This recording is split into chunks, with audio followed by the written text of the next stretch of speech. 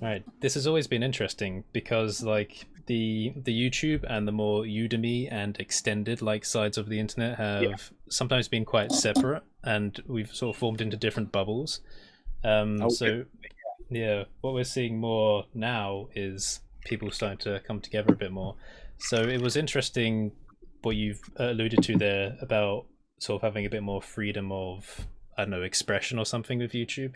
yeah, definitely. Is there anything specific that comes to mind there? Did you ever feel like, because this is something we've talked about on the podcast before, always weighing up like how we're trying to restrict ourselves in certain ways just to make content that's for the audience, but at the same time maybe there's a slight desire to be a bit more personable with the audience and stuff. Is this something that you've I struggled wouldn't with? say my delivery style changes too much depending on whether I'm doing a long format tutorial or, which is essentially what a course is, if you think Mm, about it. It's just a 3, 4, 40 hour, whatever it happens to be on yeah. certain subjects.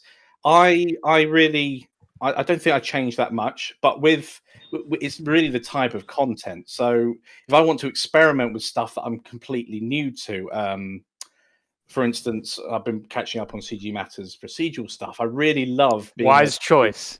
of course, yes, the best.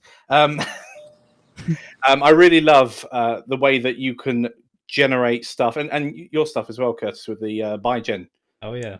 That really got me into learning a bit more about Python and not being strong in these areas. It's great to be able to experiment with them, try it out, get feedback from the community that you otherwise, well, personally, I don't feel I could charge for that type of tutorial, Hmm. but you also get the feedback from the wider community, especially someone who's a master at Python. I'd love for them to come on.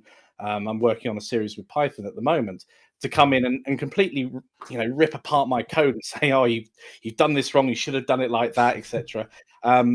So I really don't want to dive into the comments sometimes, but it'd be great to get that sort of candid feedback from people who have got they haven't paid to watch your content, but they're still willing to give you some feedback. I think that's great. Yeah, that's cool to hear.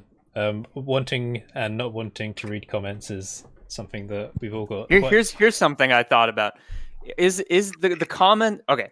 You make something paid, they comment. Is this not a more valuable comment than something somebody left for free? And why would it be more valuable on a free tutorial? What they're saying, I think all feedback, providing it's actual feedback and just not a criticism, is valuable. So Mm. someone comes in and goes, "I don't like you. You've got short hair." Well, they can go take a long walk off a short pier. If someone says, "Oh, instead of using that node, you could have used this one over here." That's brilliant. I could, that improves me for the next tutorial I do, or just my private work. I can just get in and just use that new technique. And I think that's one of the really big things with everybody here. We could all do this. It would be a fun thing to do. All do the same thing, Mm. try and get to the same end result, and just see how we all differ in the ways we got there. Because there is no right way to do things apart from CG Matters' way. He's told me that on this.